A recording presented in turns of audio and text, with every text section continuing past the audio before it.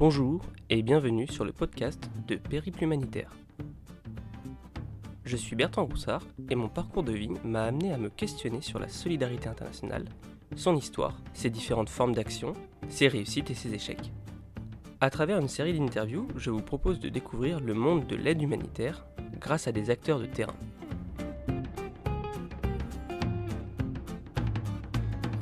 Amadou Ousmane Diarra, bonjour. Bonjour, Monsieur Bertrand. Alors Amadou, tu es malien et tu travailles actuellement au Mali pour une grande ONG sur un poste de logistique. J'aimerais dans un premier temps que tu nous présentes ton parcours, s'il te plaît. Ok, bonjour tout le monde, bonjour Bertrand. Moi, c'est Diarra Amadou Ousmane. Je suis logisticien, responsable logistique de formation. J'ai commencé comme juriste, et puis juriste administrateur, et puis en 2019, je suis allé me former en Bioforce, spécialisation responsable logistique. Mais bien avant ça, j'avais beaucoup d'expérience en logistique. Donc, depuis 2012, je suis avec le Programme alimentaire mondial au Mali. Donc, c'est après ça que je suis allé à Bioforce pour me spécialiser, acquérir d'autres compétences. Actuellement, je suis au Mali. Je travaille avec une ONG internationale sur place. Pour à mon arrivée, à mon retour de Bioforce, j'ai pas eu trop de problèmes pour m'insérer professionnellement. Ce que tu me disais, c'est que au tout début de ton parcours, toi, travaillé d'abord dans tout ce qui était droit et administration. Tu avais déjà fait une formation au Mali pour ça, c'est ça? Oui, j'ai une maîtrise en droit, un master en droit. Donc, ensuite, j'ai un master en business administration. Donc, c'est après tout ça que je suis allé me former à Dakar, promo 2019, Bioforce. Donc, toi, tu as d'abord été formé dans les universités au Mali avant de travailler au Programme alimentaire mondial. Est-ce que c'est à ce moment-là que tu as découvert un peu le monde humanitaire et que tu as voulu te spécialiser en allant notamment à l'Institut Bioforce de Dakar? Tout à fait, parce qu'au tout début, j'étais en fait dans le monde juridique, notamment dans une grande compagnie nationale, la compagnie malienne pour le développement des textiles, qui est une grande compagnie. J'ai été un peu là-bas, ensuite j'ai été dans la logistique comme ça, pour une entreprise aussi internationale privée. Bon, avec le coup d'État, cette entreprise a dû être fermée. Entre-temps, j'avais postulé pour le programme alimentaire mondial. J'ai été recruté là-bas. Est-ce que tu peux nous rappeler justement la crise malienne qui a notamment déclenché ce coup d'État, sans forcément rentrer trop dans les détails, mais pour qu'on puisse comprendre l'impact que ça a eu sur justement les entreprises dans lesquelles vous, les Maliens, vous travaillez à cette époque-là? Donc, je vais être court avec ça parce que tout a commencé avec la crise libyenne. Voilà, la crise libyenne, donc, comme on appelle les frères maliens qui étaient en Libye, sont venus rentrer donc avec des armes au nord du Mali. Donc, ça a causé une frustration et puis eux qui voulaient l'indépendance du Nord, ils s'en sont pris aux militaires, à l'armée nationale. Il y a eu des tueries. Donc, du coup, la population s'est révoltée contre le président et il disait que le président était des mèches avec ces gens-là. Donc, il y a eu beaucoup de... c'est là que l'armée aussi qui était frustrée parce que voyant que les frères se faisaient tuer, donc il y a eu un coup d'État vers 2012. Le président Amadou Toumani, qui était à l'époque, s'est fait renverser par Amadou Ayasanko. Voilà. Après là, il y a eu une longue période d'insécurité. Donc, entre-temps, il y a eu d'autres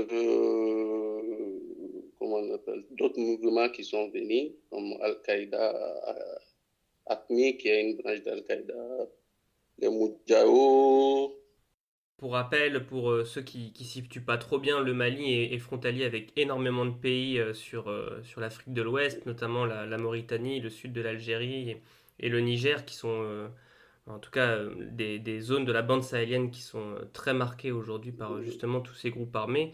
Et ce qui fait que le Mali est de fait un petit peu divisé en deux, avec le nord, enfin toute une grande partie nord du pays qui est en zone rouge complète et le sud où il y a la capitale Bamako qui est encore un tout petit peu préservée mais qui reste dans un contexte sécuritaire très, très tendu, tu confirmes? Oui, tout à fait, et tout à fait. Le nord est en rouge. Il y a certaines zones au nord, vraiment, c'est très difficile de travailler. Tout le temps, il y a des braquages, des tueries. Donc, du centre au nord, c'est pas du tout, côté sécurité, pas du tout calme. Et toi, jusqu'à présent, jusqu'à la survenue de cette crise, tu as toujours été à Bamako, notamment pour tes études et pour ton travail. Justement, justement. Donc, c'est après ma formation à Bioforce que je suis allé au nord, notamment à Minaka. Minaka, c'est là-bas qu'a commencé même les ripostes avec les mouvements Touareg en 2012. Donc, c'est extrêmement chaud là-bas. Donc, après ça, je suis venu un peu vers Tombouctou. Tout ça, c'est Azawad. Bon, ils se disent Azawad parce qu'ils réclament leur indépendance, chose qui n'est pas du tout facile. Tombouctou, c'est vraiment la région du nord. Vraiment, le pays est divisé en 8 régions, c'est ça. Et tout au nord du pays, il y a la région de Tombouctou, qui est une grande région. Et il y a également la région de Kidal, la région de Gao. Et c'est là où les combats sont les plus virulents, c'est ça? Oui, bon, avec la nouvelle répartition, il y a la région de Benaka aussi. Oui, non, tout à fait, c'était ça. Et les trois régions-là, c'est là-bas où c'est le conflit. Il y a tout le temps des attaques contre la population d'une part, contre l'armée, contre les Nations Unies, Barkhane, tout. Donc, Alors j'aimerais revenir sur ton parcours, le moment où tu décides de te former à la logistique humanitaire avec l'Institut Bioforce qui a donc créé un centre à Dakar au Sénégal, donc un pays voisin du Mali. Toi tu y es allé, c'était en quelle année pour te former et qu'est-ce que ça t'a apporté comme compétence spécifique qui t'a permis ensuite de travailler dans le monde de l'humanitaire?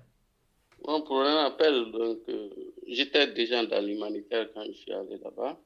Donc, c'était juste euh, acquérir de bonnes compétences. À Dakar, à Bioforce Dakar, je crois que euh, c'était un centre, disons, nouveau-né parce que ça a été créé en 2018, donc je suis de la deuxième promotion. Donc, c'est ce que ça m'a rapporté, surtout en termes de compétences. Il faut savoir qu'à Bioforce, c'est une formation transversale. Donc, là, on fait un peu de tout, on touche un peu à tout, notamment les principes, depuis les principes humanitaires, la gestion des projets, la gestion de la sécurité. Tu te dis souvent même, à un moment, on se dit même, est-ce que on est venu pour la logistique ou bien pour être chef de projet ou quoi. C'est pas parce que ils mettent l'accent sur tout, en fait. D'accord, pour pouvoir Mais justement faire de vous voilà, des coordinateurs logistiques polyvalents. justement. Mais c'est dans la pratique que tu vas te rendre compte vraiment que c'est une formation, c'était très important. Parce que là, tu as des domaines de compétences dans tous les secteurs d'un projet et ça te facilite énormément dans les tâches. Ça t'a permis, toi notamment, d'avoir accès à des postes auxquels tu n'aurais pas pu avoir accès si tu avais juste eu ton expérience au PAM. Oui, tout à fait, tout à fait. Donc, je l'ai dit, depuis que je suis arrivé au Mali, j'ai fait j'ai fait énormément de tests. Même là, tout de suite, je vois une offre, je postule. En tout cas, on me sélectionne, on me présélectionne. Et dans tous les cas, je suis à l'interview. Bon, l'entretien était, comment on appelle, le recrutement est tel qu'elle est. Pour le moment, ça va. Pour le moment, ça va. Je fais beaucoup de tests, je fais beaucoup d'interviews, J'ai même fait des tests expatriation. Donc, Ce qu'il faut préciser, c'est que jusqu'à présent, tu as beaucoup travaillé au Mali et on va revenir justement sur toutes tes expériences au Mali. Notamment, on va aborder la question de la sécurité et de la gestion de la sécurité, qui est un sujet important. Et toi, dans ton projet maintenant, c'est d'éventuellement pouvoir travailler toujours avec des grandes organisations internationales, mais sur d'autres crises, dans d'autres conflits, dans d'autres pays, c'est ça? oui, ça c'est une ambition, disons à moins et long terme. C'est ça aussi la beauté de l'humanitaire. Tu vas dans d'autres pays, tu vois d'autres expériences, tu vas acquérir d'autres compétences. Il y a d'autres réalités aussi. Le Mali a ses réalités. Tu vas voir que le Congo, par exemple, a ses réalités. Je pense que si je trouve l'opportunité, ça me ferait plaisir. Et là, je suis dans la dynamique. Je pense que ça va venir tôt ou tard. En tout cas, pour le moment, je suis là, je suis au Mali. Je contribue un peu au développement de mon pays. En fait, ça m'a permis aussi de connaître mon pays. Parce que jusque-là, à la capitale et à la capitale, on n'a pas trop la réalité des choses, au fait.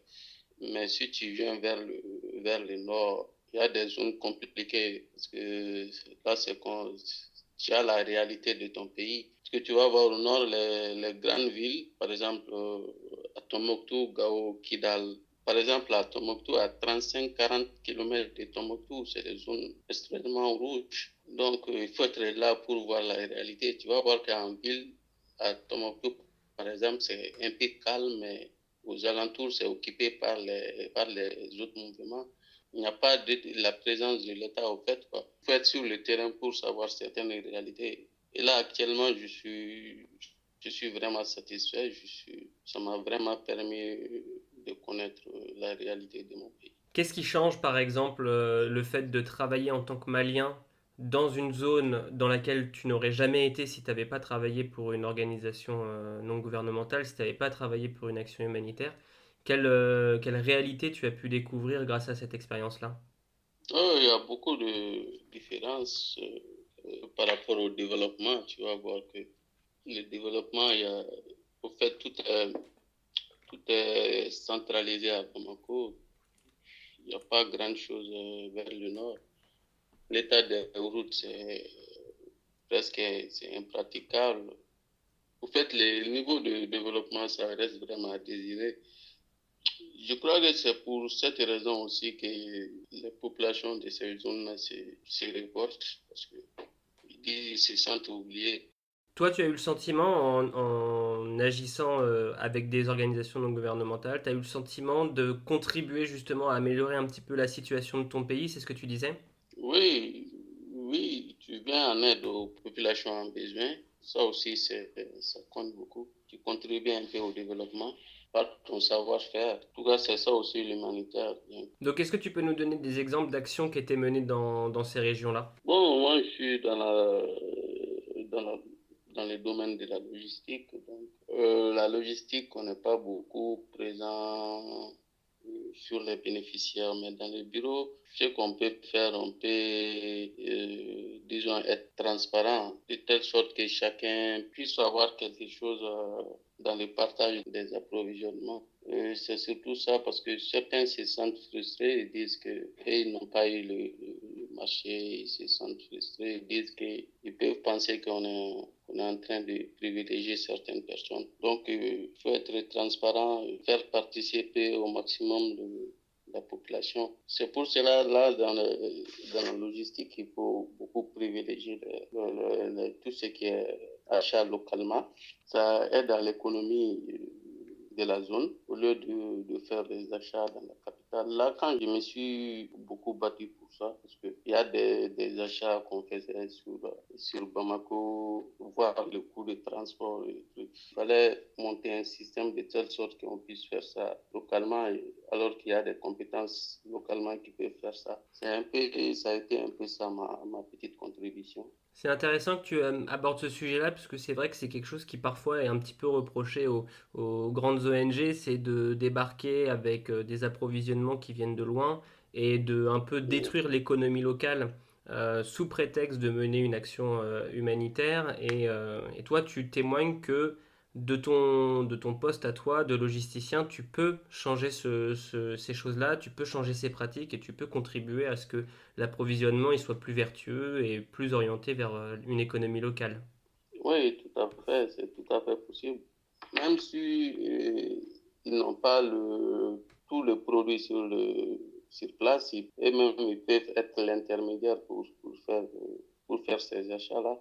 Au lieu de prendre une entreprise, par exemple, sur Bamako, qui vient faire les activités dans la localité, il ne connaît pas la réalité du terrain. C'est pareil que pour les constructions. Tu vas voir que les constructions, c'est pas, au lieu de prendre une entreprise de construction de Bamako qui va faire les constructions, c'est un peu compliqué. Et souvent même, la population peut se révolter contre l'organisation, il y a tout ça. J'ai vu ces cas, il y a la population qui s'était révoltée et ils n'ont pas compris. Et ils ont les compétences, ils ont tous les gros les camions, ils ont tout. Et comment se fait-il qu'on va prendre quelqu'un d'une autre zone pour faire le travail ici? Alors que c'est dans leur localité, ils maîtrisent la zone, ils ont les moyens et puis ça, quoi. Ça, c'était une révolte pacifique.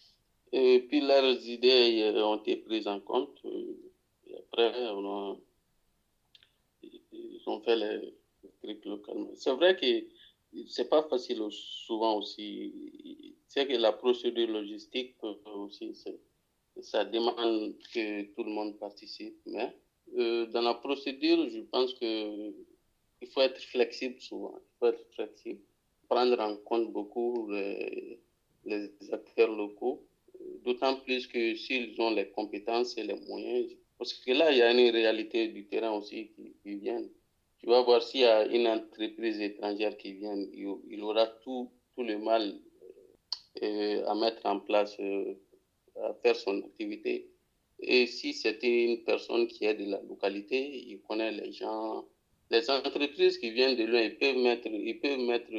ils sont en insécurité. Alors que si c'est une entreprise qui est connue, qui est locale, il y a plus de sécurité. Mais la contrainte procédurale aussi, souvent c'est à un niveau très élevé, tu vois, souvent c'est juste au ciel, c'est pas facile. Mais tout qu'on fait, c'est la logistique d'être flexible, de voir tout ça. Sur le plan sécuritaire maintenant, tu nous as expliqué que tu avais travaillé dans des zones qui étaient avec des risques sécuritaires très très élevés. Est-ce que tu penses que ta formation à l'Institut Bioforce, par exemple, t'a aidé à mieux appréhender les procédures de sécurité pour intervenir dans ces zones-là? Oui, bon, c'est que chaque organisation a sa procédure sécuritaire. Maintenant, quand tu viens dans une organisation, il faut s'adapter.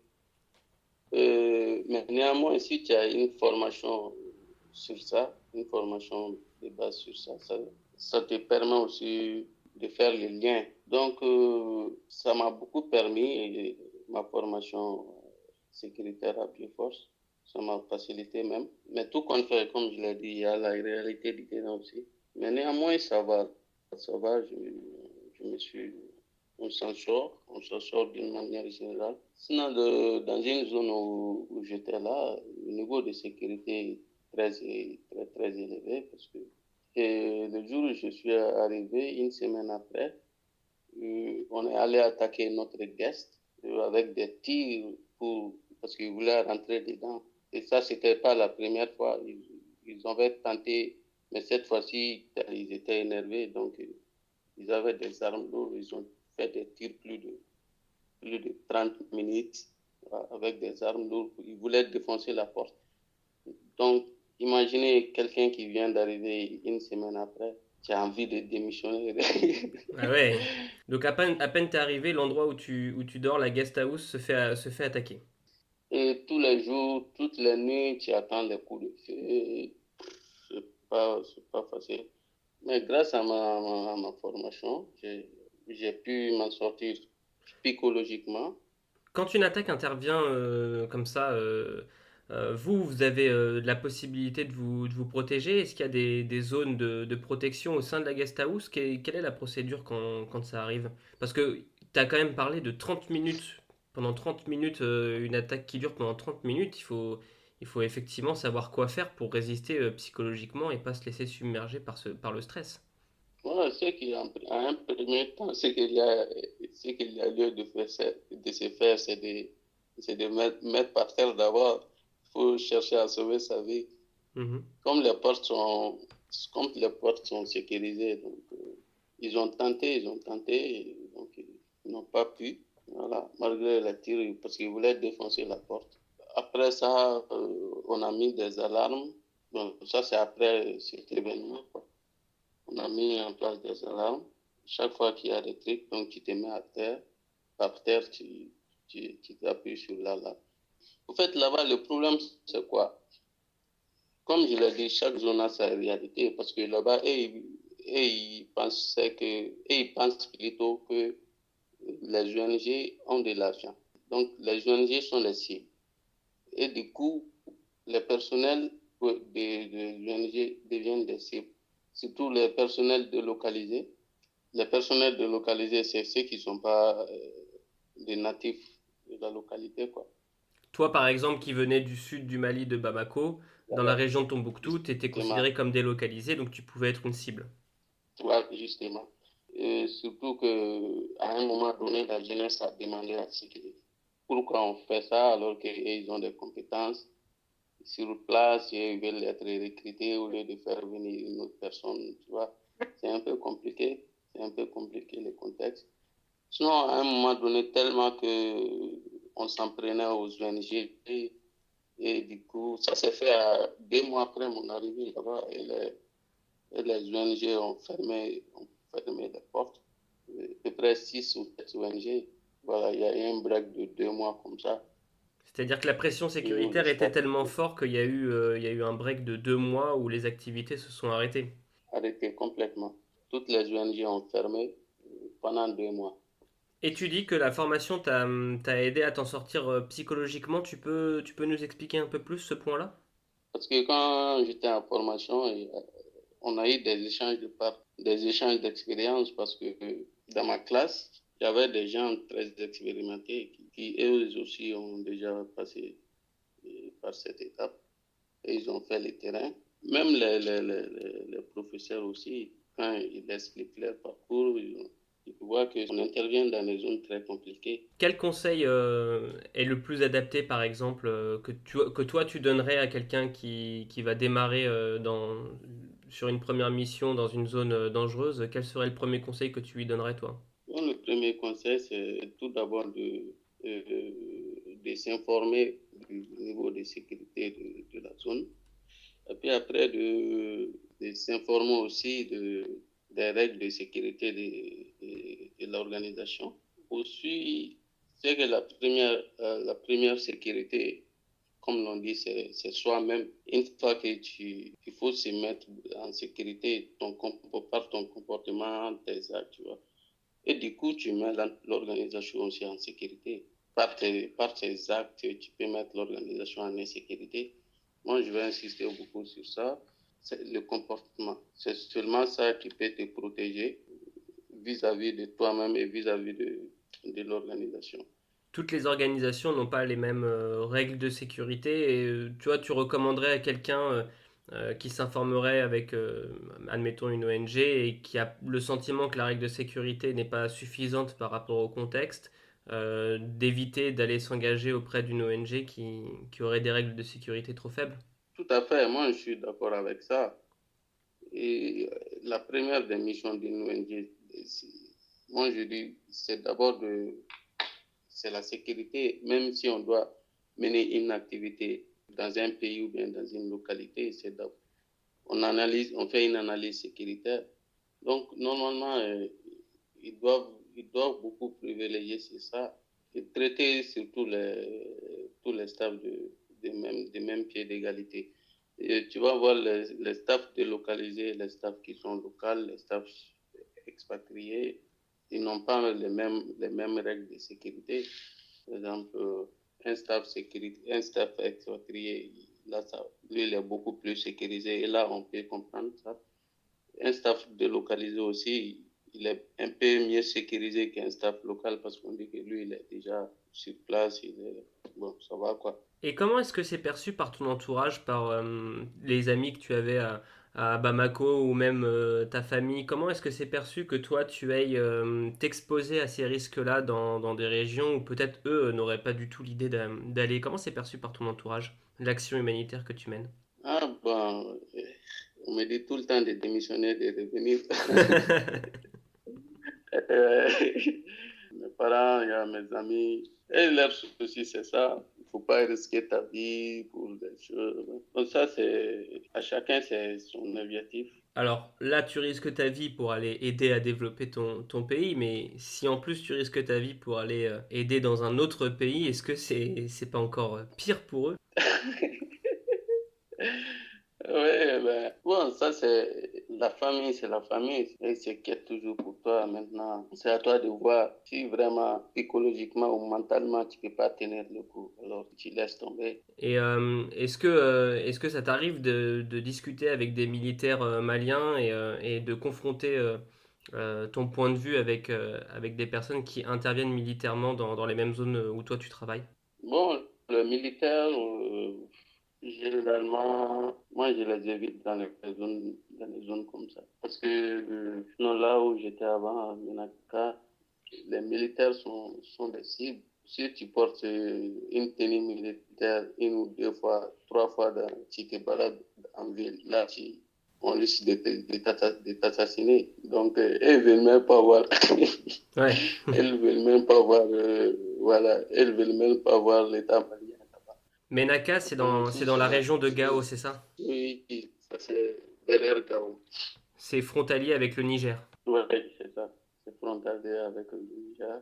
Même les militaires ils sont casernés. Généralement, c'est la MINUSMA qui fait un peu de patrouille. MINUSMA, Barkhane fait un peu de patrouille. Voilà. MINUSCA, Barkhane, Sinon, ce sont l'armée. toutes les associations d'armées. Alors je crois qu'il y a l'armée française, je crois qu'il y a aussi d'autres pays occidentaux qui sont associés à l'armée malienne et à d'autres armées aussi africaines. C'est ça? Oui, c'est ça, tout à fait. Et il y a aussi la MINUSMA. C'est eux qui font la patrouille commune, quoi. Mais c'est rare de voir l'armée malienne comme ça. C'est pas facile. Parce que tout le temps, ils sont attaqués et on les tue. Tout quand ils savent que tu es militaire, là, tu as un problème. Donc, en tant qu'humanitaire, il faut s'éloigner d'eux. Et est-ce que tu penses que pour le cas de ton pays que maintenant tu connais un peu mieux, comme tu disais au travers des actions que tu as menées, est-ce que tu as la sensation que la solution viendra de l'action militaire qui est menée en ce moment? Est-ce que tu penses qu'elle viendra plutôt des actions humanitaires qui sont menées en ce moment? Ou est-ce que tu as le sentiment que ce sera de toute façon un mélange des deux qui permettra au pays de se redresser? Bon, je dirais un mélange de deux parce que l'humanitaire ne peut pas jouer le rôle des forces armées. Nous, en tant qu'humanitaire, on est neutre, on est impartial. Donc, on ne peut pas se mêler dans les activités militaires. Ça fait partie des principes humanitaires. Donc, l'armée aussi doit, au fait, c'est pas l'armée, je dirais l'État. L'État aussi doit s'affirmer. Faut que l'État soit présent dans ces endroits insécures. Et là, c'est un problème. Parce que l'État n'arrive pas, il n'y a pas la présence d'État partout au nord. Par exemple, à Tombouctou, 40 km de Tombouctou, déjà, il y a un problème. Et là, à Ménaka aussi, quand j'étais là-bas, c'est un vrai problème là-bas. L'État n'a pas le contrôle du pays, en fait. Même les centres, c'est très compliqué. C'est chaud là-bas. En tant qu'humanitaire, le rôle que tu peux jouer, c'est de porter ton assistance aux victimes. Parce que c'est une situation qui leur sont imposées. Ils ne méritent pas la situation, quoi. Mais donc, en tant qu'humanitaire, toi, tu peux que les assister. Tu nous faisais part tout à l'heure de la volonté de certains qui vous croisaient dans ces régions-là justement, d'avoir envie de s'investir, de travailler, d'avoir aussi du travail. Et tu parlais en même temps du problème de la formation et de l'accès à l'éducation qu'il pouvait y avoir dans certaines régions. Quel conseil, toi, tu pourrais donner à des jeunes Maliens ou même sûrement qu'il y a d'autres personnes qui sont dans des pays d'Afrique et qui subissent des situations un peu similaires? qui vont peut-être se retrouver dans ton témoignage, quel conseil tu pourrais donner justement pour pouvoir se former et pour pouvoir travailler pour son pays ou pour d'autres pays dans l'aide humanitaire? Écoute, je pense que dans beaucoup de pays, il y a des formations logistiques, ou bien ressources humaines, ou bien programmes. Mais intégrer une école purement humanitaire, ça c'est autre chose. Des écoles comme Bioforce, il faut les noter. Ça, c'est pas de n'importe quelle école, c'est des spécialistes en humanitaire. Donc, moi, je trouve que la compétence que tu peux acquérir, par exemple, dans les écoles humanitaires comme Bioforce, c'est vraiment tout, quoi. C'est vraiment tout. C'est transversal, tu es polyvalent, tu apprends le métier même de l'humanitaire. Tu peux avoir le focus métier dans certaines universités privées. Si tu es financier, tu peux faire le comptable finance dans certaines universités. Tu es spécialisé dans dans ces domaines dans certaines universités privées. Mais tu vas voir que les écoles humanitaires comme Bioforce, par exemple, et ne se limitent pas seulement à ça. Il y a des compétences, d'autres compétences qu'ils cherchent à te donner. Il y a des comportements. D'ailleurs, pendant notre formation, les formateurs se sont beaucoup misés sur ça. Les compétences intrinsèques. Par exemple, ça n'a rien à voir avec ton focus métier. Tu peux être compétent sur un domaine, mais ton qualité personnelle, c'est des problèmes. Imagine un logisticien qui va se retrouver dans les affaires de gestion de projet, tu vas te retrouver dans les gestions sécuritaires. C'est quand même bien que tu aies toutes ces notions-là. Et dans les écoles privées, universités privées, tu vas trouver qu'elles se limitent généralement sur le focus métier. En plus de cela, dans les formations comme Bioforce, tu vois, c'est pas uniquement que de la théorie. Il n'y a pas seulement que le focus métier, il y a le savoir-être que tout au long de ta formation, on te fait sur ça. Quels sont les conseils que toi tu donnerais à toutes les personnes qui veulent se lancer dans l'humanitaire? Le conseil que je peux donner, c'est tout d'abord être fort mentalement et psychologiquement, avoir le goût humanitaire, aimer aider les autres. Il faut faire de ça ta passion, sinon tu ne vas pas t'en sortir. Et toujours se former. Même si une ONG te recrute, il faut te former. Il faut toujours se former et être compétent. Merci beaucoup. Est-ce que tu avais autre chose que tu aurais aimé ajouter? Un autre point, une autre question que tu aurais aimé aborder avant de conclure? Oui, je pense que c'est tout. C'est tout. Dans ce cas-là, Amadou, merci beaucoup pour ton témoignage et j'espère qu'il sera utile à plein d'autres personnes qui veulent se lancer dans l'humanitaire. Merci bien, Bertrand. Bonne journée. À la prochaine. Allez, salut. Merci. Si ce podcast vous a plu, vous pouvez également le retrouver sur notre site périplehumanitaire.com, périplehumanitaire-toutattaché.com. Vous y découvrirez également de nouvelles interviews, de nouveaux podcasts. Vous pouvez également nous soutenir sur notre page Tipeee. Et bien sûr, si jamais vous aimeriez voir certains sujets abordés ou certains acteurs être interviewés, n'hésitez pas à nous en faire part directement via l'adresse contact du site. Entre-temps, je vous souhaite une très bonne journée et je vous dis à bientôt.